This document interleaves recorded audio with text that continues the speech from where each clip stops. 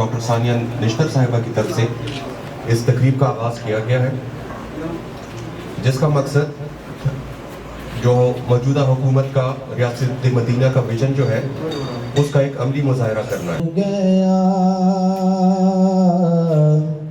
नेमतें बांटता दिन में कितने का फ्रूट बिक जाता है? बस कभी ज़्यादा दिखता है, कभी थोड़ा, मतलब है कि वो उसका कुछ आया उनके साथ कुछ। अच्छा, गुड। आप कहाँ के? मोहम्मद